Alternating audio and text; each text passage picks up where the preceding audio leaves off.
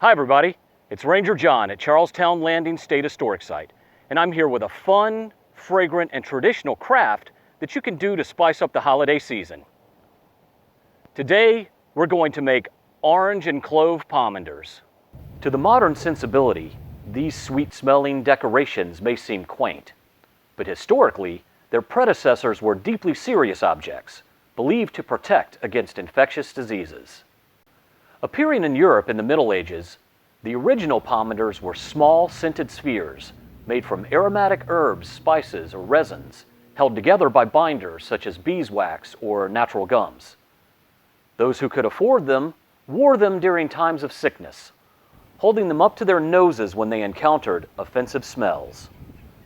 They could be worn around the neck on strings, such as this simple beeswax and spice pomander, or incorporated into pieces of jewelry, some of which were quite ornate. Up until the mid-19th century, most Western physicians believed that contagious illnesses were caused by miasmas, also known as malignant vapors, which were invisible clouds of decay that were recognizable by their foul odors. As an early form of aromatherapy, pomanders were thought to prevent infection by creating a fragrant pocket of purified air around those who carried them. While orange and clove pomanders were popularized during the Victorian Christmases of the mid-19th century, evidence suggests that the tradition dates back even earlier. Here, we see the circa 1650 portrait of the English writer and intellectual John Evelyn, and he appears to be holding a clove-studded orange. Evelyn was a major proponent of using sweet aromas to purify the air, and he wrote a pamphlet called Fuma Fugium, in which he proposed planting fragrant herbs, shrubs, and trees to help combat London's air pollution. Okay, now we're ready to begin making our pomanders. It's a pretty simple craft because you only need 2 ingredients: oranges and cloves.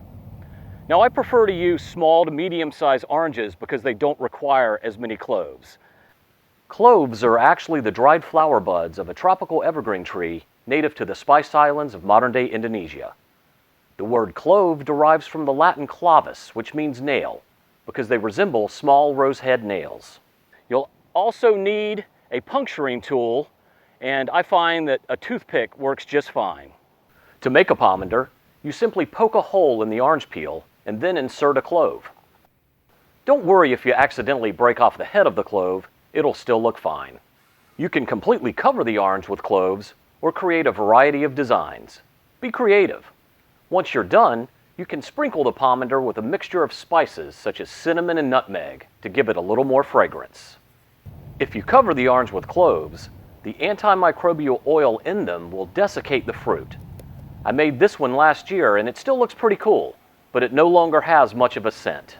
For a little extra flair, you can use a ribbon and tie a bow around the orange before inserting the cloves. This will allow you to hang up the pomander if you so choose.